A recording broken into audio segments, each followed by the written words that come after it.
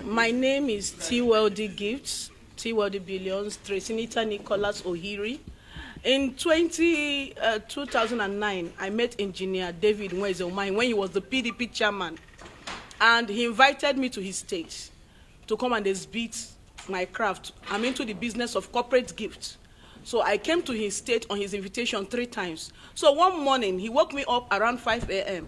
Then he was now the deputy governor and told me that he was going to contest as a governor, that he would be needing me to produce promotional gift items that he can use for campaign. So I told him, okay, sir, since we've had different presentations with you and you picked some items, I'll look through what you picked earlier and see, and also advise better what can be used since they are for campaigns. So I asked him, what about the mobilization? Because we had initially given him quotation. He told me to please go ahead, that he doesn't have money, that he is going to Abuja, that he has been going to Abuja to and fro to meet with Goodluck Jonathan to help him raise funds for his election because he's having problems with his principal. That is the governor as at that time, one Amechi. That was what he told me. So I didn't still go ahead.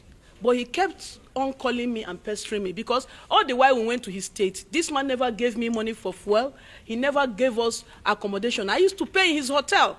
Also, I used to pay money in his hotel for myself and my staff. The only time he asked us to stay in his house, the man did not allow me to sleep. He tied towel on his waist and came into my room and was pestering me. I had to tell him, okay, wait, let me give my staff a Bible. I ran away from the place where he was and entered my staff room, and they locked it. That was where I slept because of David Umahi's disturbance.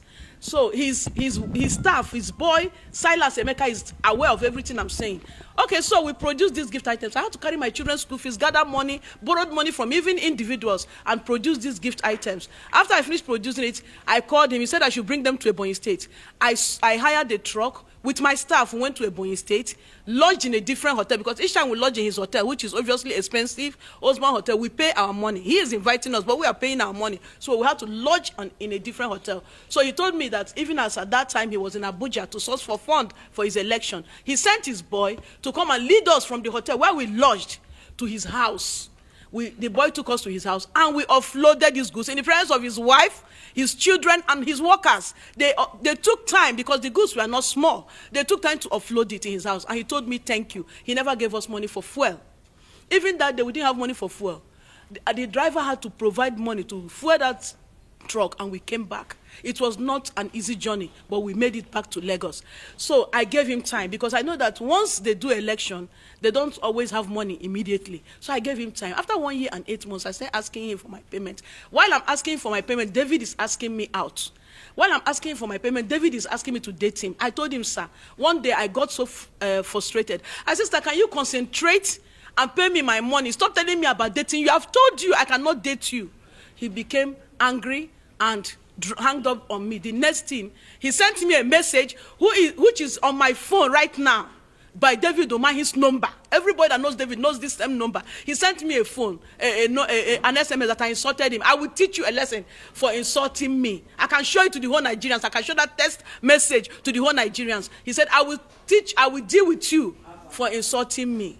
So that was it. Since that day, he blocked me. He never picks my call again. Sometimes if I ask for my payment, he will tell me that God is busy. I said, have mercy on me and give me my money. Let me pay my children's school fees. He will tell me that God is busy. So he blocked me and he never took my number. So when I use another number and call David Umahi, that, sir, I'm coming to your state. And when I get to your state, I will block the government house. No vehicle will go in or out until you pay me. Do you know what David told me? David told me that if I get to Ebonyi, he said that I will not come out alive. I said, why wouldn't I come out alive? Are you not owing me? He said, what happened to those Nila engineers will also happen to me. That was the last time I spoke with David Umahi. So when my dad became sick, I needed to fly him to the US for proper treatment. I said, I have money. Why will I have money and be suffering like this? I started reaching out to David through other phones because he has blocked my number. He said, let your father die if he needs to die. That was what David told me. So when my dad died, I was so angry. I came on social media. Remember, all these years since 2015, I have not brought it to social media. When my dad, the day my dad died and he was put in the mortuary, the next day I came on social media and started asking Nigerians to please come to my help, calling on Mr. President to plead with David Umahi to pay me my money. I am asking for my payment. My money is my right. I took risk with my staff to take this job to Ebonyi State. Shockingly, David Umahi sent policemen to my house. I just dropped my children off at school. Getting back, I've not even had my bed. They arrested me and brought me straight to Abuja here. And do you know the shocking thing? The most shocking thing I've ever witnessed in my life is David Umahi right in my face when he was brought for an interactive section with me by his boy in the police station, he's in the police force that he's using. Fakorode, David looked me in the eyes and said he has never met me. He said it yesterday. I have never met this woman before. I'm only meeting her for the first time. I almost died. David Umahi said he has never met me. I brought my pictures with David Umahi. I brought evidence showing me and David Umahi in his office as a deputy governor. Fakorede said, how are we sure this is real? God, I weep for Nigeria.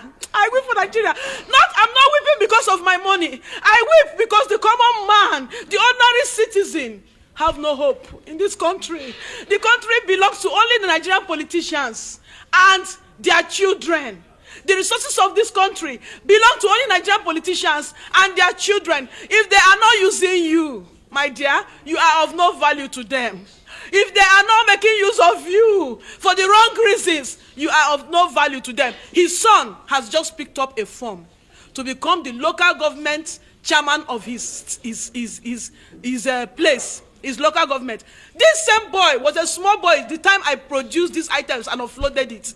Do you know that David Umahi denied that he has no daughter called Paradise? Meanwhile, on the day I offloaded these goods, I was playing with his daughter in his compound, and he said, what is your name? He said, Paradise. I said, another one is Heavenly, who we are playing. So, do you know that right now his son is coming to also continue ruling Nigeria with the iron hand his father has been using to rule us? So you can see, what hope does this country have for the common man?